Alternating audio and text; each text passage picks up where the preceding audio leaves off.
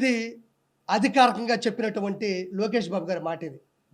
అంటే మనం electronic media ఉంటుంది, మన పేపర్లో వేసిన యూట్యూబ్లో వేసిన మాట మాటే, అది మందే అవుతుంది అఫీషియల్. 6 లక్షల మంది విద్యార్థుల జీవితాలలో వెలుగులు. వైకాపా ప్రభుత్వ హయాంలో విద్యా దీవెన వసతి దీవెనకు 3,450 కోట్ల బకాయిలు పెట్టిన వైసీపీ ప్రభుత్వం. బకాయిలు ఉండడంతో విద్యార్థుల సర్టిఫికేట్లు రాకపోతున్న ఇబ్బందులను తొలగించేలా విద్యా సంస్థల యాజమాన్యాలను సర్టిఫికేట్లు ఇవ్వాలని ఆదేశించిన మంత్రి నారా లోకేష్. ఇది సంసారబద్ధమైనటువంటి గవర్నమెంటు. అంటే వచ్చే రాగానే పాపం ఎన్ని ఇబ్బందులు ఉన్నా కూడా ప్రవేశపెట్టారు. ఇంకోటి విద్యార్థులకు తీపి కదురు, మెగా డిఎస్సి మీద కూడా సంతకాలు పెట్టారు. ఇంకోటి కూడా నవ్వుకుంటారు అందరూ, మంచి ముందు ఆంధ్రప్రదేశ్కి వచ్చింది, మంచి ముందు వచ్చింది పాపం. అంటే ఒక ఆవిడ అనింది, నిజంగా జరిగింది నెల్లూరులో, నా బట్ట వల్ల నా భర్త చచ్చిపోయాడు అనింది. వాస్తవం చెప్తున్నా, నా బట్ట వల్ల నా భర్త చచ్చిపోయాడు అనింది. బట్ట అనేది ఎవరో మీరే తీసుకోండి, నాకు అనవసరం. అది వెంకటేశ్వర సాక్షిగా చెప్తున్నా, ఇది జరిగింది. ఆ వెంకటేశ్వర స్వామితో పెట్టుకున్నాడు, అతను పోయాడు. ఇప్పుడు నేను పెట్టుకుంటే నేను పోతానుగా, నేనేం భయపడను. నా బట్ట వల్ల నా భర్త పోయాడు, నా పసుపు కుంకులు రాలిపోయాడు. ఏంటంటే ఏందయ్యా ముందు. ఇప్పుడు మా వాళ్ళు కష్టపడతారు, 500-700 సంపాదించుకుంటారు. ఆటో పనిచేసే ఆటో, టిప్పర్ దగ్గరికి వెళ్ళి టిప్పరు, ఎవరైనా కష్టపడతారయ్యా. వద్దన్నా వాళ్ళు తాగుతారు. తాగేదేదో మంచి ముందు తాగితే పాపం తిని కడుపు నిండా కాసేపు పరిస్థితి అరసరి పడుకుంటారు. ఈయన బట్ట వచ్చాడయ్యా, అసలు మొత్తం కిడ్నీలు, ఆ లివర్లు మొత్తం అంతా చెడిపోయి వాళ్ళంతా పిచ్చెక్కిపోయి వాళ్ళకి అర్థం కాని రీతిలో ప్రవర్తించాడు. నాకు ఈ చిన్న వయసులో నా భర్త చచ్చిపోయాడు నా బట్ట వల్ల అని.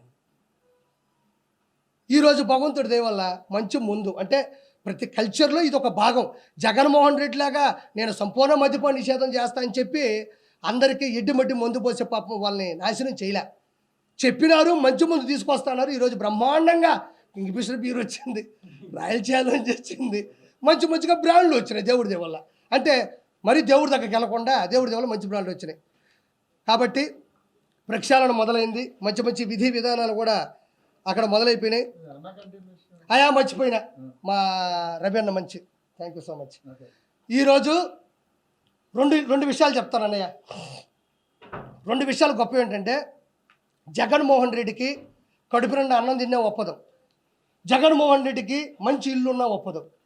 ఎందుకంటే టిట్కో ఇల్లు 2,62,000 టిట్కో ఇళ్ళను పూర్తి చేసి టీడీపీ గవర్నమెంట్ హయాంలో చేసి ఇస్తే, ఆ మనిషి లక్షల ఇళ్ళని ఒక్క రూపాయి కూడా మళ్ళీ ఖర్చు పెట్టకుండా ఉన్న వాటిని రంగులు 300 కోట్ల రూపాయలని ప్రభుత్వ కార్యాలయాలకి, ఇలా టిట్కో ఇళ్ళకి 300 కోట్ల రూపాయలు పార్టీ జెండా రంగునేసి వాటి అలా వదిలేశాడు. కానీ ఒక్క టిట్కో ఇళ్ళను కూడా ఎక్కడ ఇస్తే టీడీపీ గవర్నమెంట్కి, చంద్రబాబు నాయుడుకి మంచి పేరు వస్తుందని భయపడి ఓర్చుకోలేక స్టాలిన్ని చూసి నేర్చుకోలేక ఆ మనిషి అధికార దుర్వినియోగం, అహంకారంతో అన్ని ఇళ్ళను వదిలేసి నేను వెళ్ళాను నెల్లూరుకి.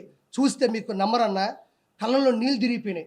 500 రూపాయలు పెట్టి కొన్ని 100 మంది పేదవాళ్ళు ఇచ్చుంటే ఆ ఇళ్లలో కండోమ్ ప్యాకెట్లు, ఆ ఇళ్లలో బీరు బాటిళ్ళు, ఆ ఇళ్లలో కత్తులు, కటార్లు, పావులు, జర్రులు.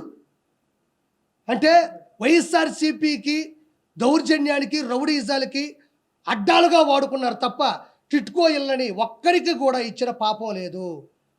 అక్కడ ఎన్ని కిడ్నాపులు జరిగాయో, ఎంతమందిని చంపేశారో, ఎవరిని కొట్టారో అనేది ఒక్కటి కూడా చెయ్యకపోగా అక్కడ గోళ్ళన్నీ మళ్ళీ పగిలిపోయినాయి, అక్కడుండే గ్లాసులన్నీ మొత్తం పగిలిపోయినాయి, అవి కూడా పోయినాయి. రెండో పాయింట్,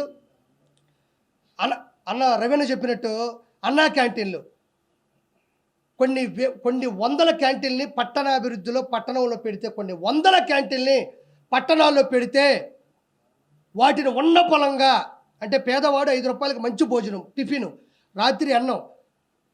చంద్రబాబు నాయుడు గారిది ఏంటంటే అన్నం బాగుండాలా, తిన్నంత పెట్టండి, ప్లేట్ మిల్చేయాలి, తిన్నంత ఉండాలా, సరిపోవాలా, శుచి శుభ్రత ఉండాలా, మన ఇళ్ళలో ఎడతింటాం అట్టే పెట్టాలా, పొగలు కక్కుతా ఉండాలా. ఇది ఎన్టీ రామారావు గారి ధ్యేయం అంట.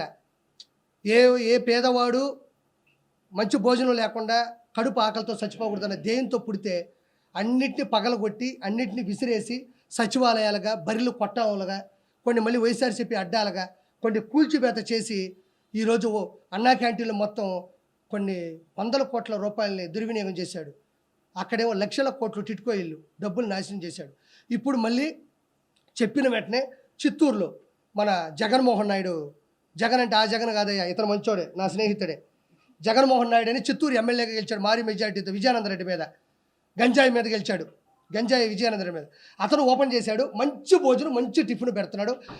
నారాయణ గారు కూడా ఇప్పుడు ఒకటి ఓపెన్ చేస్తారు. ఈ విధంగా 300 నుంచి 400 వరకు నా దేశం వరకు అన్ని పట్టణాల్లో కూడా అన్ని టౌన్లో కూడా మొత్తానికి రెడీ అవుతున్నాయి.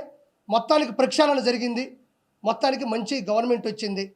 నేను వీళ్ళందరూ కూడా కోరుకునేది అంటే ఆ వెంకటేశ్వర స్వామి సాక్షిగా చంద్రబాబు నాయుడు గారు కానీ లోకేష్ బాబు గారు కానీ వీళ్ళందరూ కూడా ఏమాత్రం ఇగో లేకుండా, ఏమాత్రం కల్తీ లేకుండా, ఏమాత్రం బూతులు లేకుండా వీళ్ళందరూ చాలా స్వచ్ఛందంగా చాలా స్వేచ్ఛగా రాజకీయం చేస్తున్నారు. కాబట్టి రానున్న రోజుల్లో యువతకు కానీ వృద్ధులకు కానీ చిన్నపిల్లలకు కానీ పెళ్లి చేసుకున్న అందరికి కూడా మంచి సదుపాయాలు ఉంటాయి. ఆ వెంకన్న సాక్షిగా ఈ ఆంధ్ర రాష్ట్రం మంచి అభివృద్ధిలో కల మనస్ఫూర్తి కోరుకుంటున్నాను. మీరు మీ సపోర్టు నాకు ఇప్పటి నుంచి కాదు ఎప్పటి నుంచో ఉంది. ఎప్పుడూ నా అంశాన్ని జనాలు తీసుకెళ్ళడంలో ఏ ఒక్కరితో నాకు తెలియదు, కానీ నాకు ఏ రోజు మీడియా సపోర్ట్ తగ్గదు. నా పాయింట్లు చాలా ఇంట్రెస్ట్గా వింటారు. కాబట్టి ఇది విషయం జనాలకు తెలియాలని కోరుకుంటున్నాను.